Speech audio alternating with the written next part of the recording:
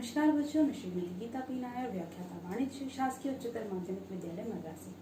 बच्चों, आज हम लेखा शास्त्र विषय के अध्याय 1 साझेदारी फर्मों का लेखांकन आधारभूत सिद्धांत के अंतर्गत साझेदारी संलेख के संबंध में अध्ययन करेंगे।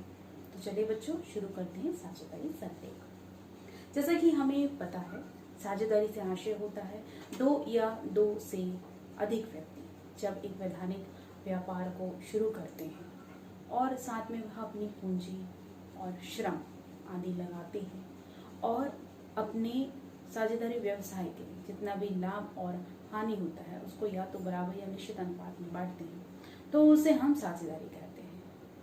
अब बात आती है साझेदारी संलेख की कि ये साझेदारी संलेख होता क्या है। जब ये साझेदार आपस में मिलकर वैधानिक व्यापार शुरू करते हैं तो उन व्यापार को शुरू करने से पहले उनके बीच में एक अनुबंध, एक समझौता होता है। इसी अनुबंध या समझौते को हम साझेदारी संलेख कहते हैं। इस साझेदारी संलेख के अंतर्गत साझेदारी व्यवसाय के अधीन जितने भी नियम और शर्तें हैं उनका उल्लेख होता है।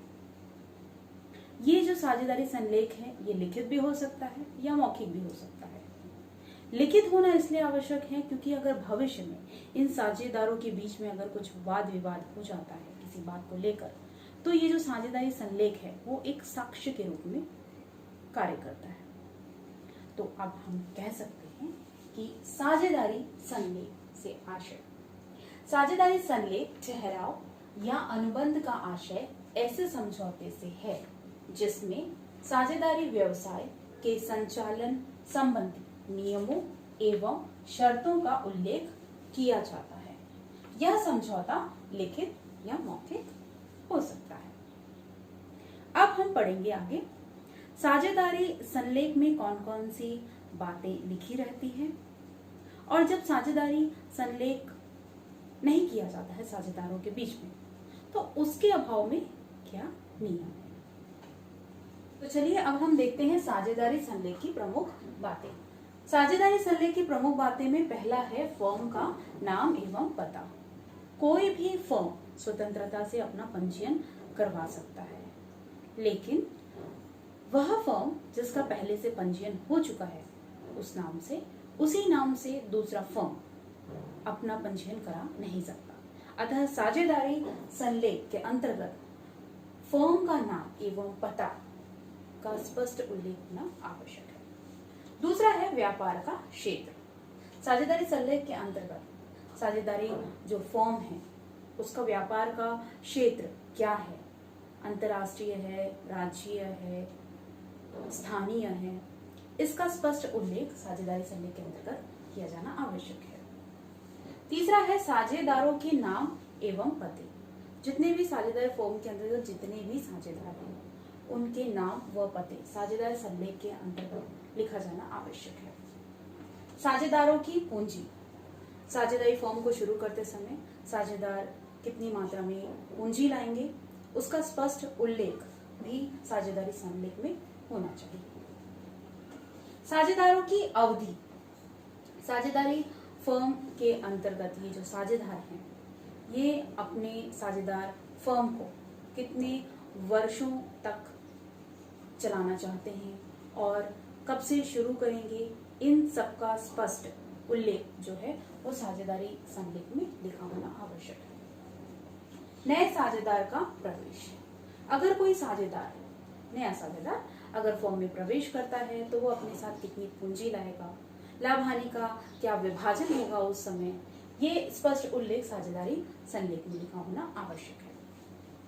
सातवां है पूंजी पर ब्याज। यदि साझेदार को पूंजी पर ब्याज दिया जाना है या नहीं दिया जाना है और अगर दिया जाना है तो पूंजी पर ब्याज की दर क्या होगी, इसका भी स्पष्ट उल्लेख साझेदारी संलेख में होना आवश्यक है। आहरण एवं उस पर ब्याज। यदि कोई साझेदार ऐसा है जो अपने फर्म से कुछ रुपया या माल आहरण करना चाहता है तो उस आहरण पर ब्याज की राशि कितनी होगी, इसका स्पष्ट उल्लेख भी साझेदार संलेख में होना निहित होना आवश्यक है। लाभ हानि का विभाजन, साझेदारी फर्म के अंतर्गत ये जो साझेदार है ये लाभ हानि का विभाजन किस अनुपात में करेंगे? निश्चित अनुपात में करेंगे, पूंजी के अनुपात में करेंगे या बराबर करेंगे? इसका स्पष्ट उल्लेख भी साझेदारी संलेख में होना आवश्यक है। वेतन एवं कमीशन, साझेदारों को कितना वेतन मिलेगा, कितना कमीशन मिलेगा, इसका स्पष्ट उल्लेख भी साझेदारी संलेख में होना आवश्यक है। और जो सक्रिय साझेदार होता है उनको वेतन व कमीशन की सुविधा दी जाती है। साझेदारों को ऋण, अगर कोई साझेदार ऐसा है जिसे ऋण की आवश्यकता है तो उस ऋण पर कितना ब्याज देना होगा, इसका स्पष्ट उल्लेख भी साझेदार संलेख में होना आवश्यक है। ख्याति का मूल्यांकन, यदि कोई नया साझेदार प्रवेश करता है उस समय वह कितनी पूंजी लाएगा और उस समय ख्याति का मूल्यांकन किन शर्तों के आधार पर होगा, इसका स्पष्ट उल्लेख भी साझेदार संलेख में होना आवश्यक है। साझेदारी का समापन, साझेदारी का समापन किस अवधि में किया जाएगा और अगर कोई एक साझेदार दिवालिया या किसी की मृत्यु हो जाती है तो उस समय फर्म की स्थिति क्या होगी, क्या उसे बंद कर दिया जाएगा, इसका भी स्पष्ट उल्लेख साझेदारी संलेख में होना आवश्यक है। तो इस प्रकार साझेदारी संलेख की जो प्रमुख बातें हैं वो है फर्म का नाम व पता, दूसरा है व्यापार का क्षेत्र, तीसरा है साझेदारों के नाम व पते, चौथा है साझेदारों की पूंजी, पांचवा है साझेदारों की अवधि, छठवां है नए साझेदारों का प्रवेश, सातवां है पूंजी पर ब्याज, आठवां है आहरण एवं उस पर ब्याज, नौवां है लाभ हानि का विभाजन, 10वां है वेतन व कमीशन, 11वां है साझेदारों को ऋण, 12वां है ख्याति का मूल्यांकन और 13वां है साझेदारी का समापन। ये सारी बातें जो है साझेदारी संलेख में स्पष्ट रूप से लिखित रूप से होनी आवश्यक है। चलिए बच्चों, अब हम देखते हैं साझेदारी संलेख के अभाव में लागू होने वाले नियम।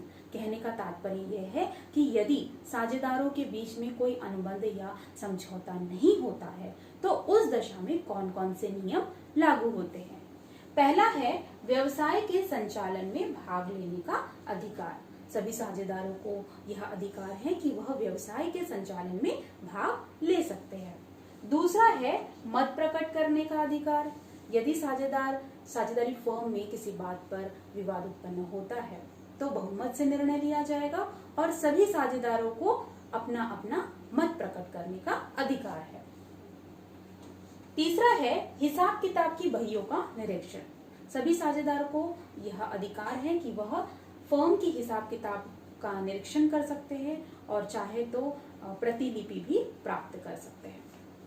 चौथा है बिना पारिश्रमिक के कार्य। यदि कोई साझेदार व्यवसाय के संचालन में भाग लेता है तो उसे बिना पारिश्रमिक के कार्य करना पड़ेगा, उसे इस कार्य के लिए कोई भी पारिश्रमिक नहीं दिया जाएगा। बहुमत से निर्णय, यदि साझेदारी फर्म में किसी बात पर अगर विवाद होता है तो बहुमत से निर्णय लिया जाएगा। छठवां है लाभ हानि का विभाजन। साझेदारी फर्म में साझेदारों के बीच लाभ हानि का विभाजन समान अनुपात में किया जाएगा। पूंजी पर ब्याज, साझेदारी फर्म में सभी साझेदारों को पूंजी पर कोई ब्याज नहीं दिया जाएगा। आठवां है अतिरिक्त पूंजी पर ब्याज।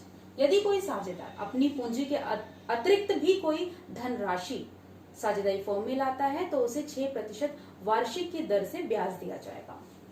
लापरवाही के लिए क्षतिपूर्ति कराने का दायित्व। यदि किसी साझेदार के कारण साझेदार की फर्म को कोई हानि पहुंचती है, उसकी लापरवाही के कारण अगर साझेदारी फर्म को नुकसान पहुंचता है तो उस हानि की पूर्ति का दायित्व जो है उस साझेदार का होगा। 10वां है किसी साझेदार की मृत्यु होने पर। यदि किसी साझेदार की मृत्यु हो जाती है साझेदारी फर्म में तो साझेदारी का अंत कर दिया जाएगा। अधिकार हस्तांतरण पर प्रतिबंध। अधिकार हस्तांतरण पर प्रतिबंध से आशय है कि कोई भी साझेदार दूसरे साझेदार को अपने अधिकारों का हस्तांतरण नहीं कर सकता है। तो ये है साझेदारी संलेख के अभाव में लागू होने वाले नियम।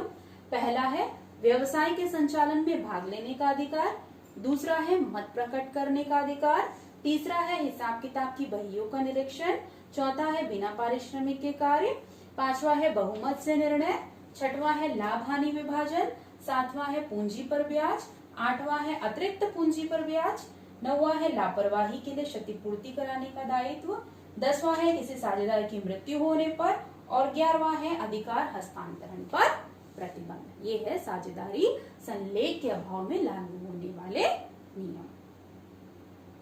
बच्चों, आज जो हमने साझेदारी संलेख का अध्ययन किया उससे संबंधित प्रश्न यहाँ दिए गए हैं। आपके साझेदारी अध्याय में आपको 4 अंक के एक प्रश्न पूछे जाएंगे और 1 अंक के 4 प्रश्न आपको पूछे जाएंगे। तो अति लघु उत्तरीय प्रश्न जो 1 अंक के हैं वो देखिए। पहला प्रश्न है, साझेदारी संलेख से आप क्या समझते हैं? दूसरा प्रश्न, साझेदारी अनुबंध को लिखित रूप में लिखे जाने पर वह प्रपत्र किस नाम से जाना जाता है? तीसरा प्रश्न, साझेदारी संलेख में लाभ विभाजन होता है। लघु उत्तरीय प्रश्न जो आपका 4 अंक का है वो प्रश्न देखिए। पहला प्रश्न, साझेदारी संलेख के अभाव में लागू होने वाले नियमों को लिखिए, कोई 4।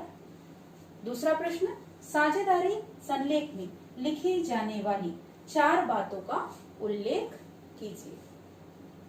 आशा है आपको साझेदारी संलेख समझ में आ गया होगा। धन्यवाद।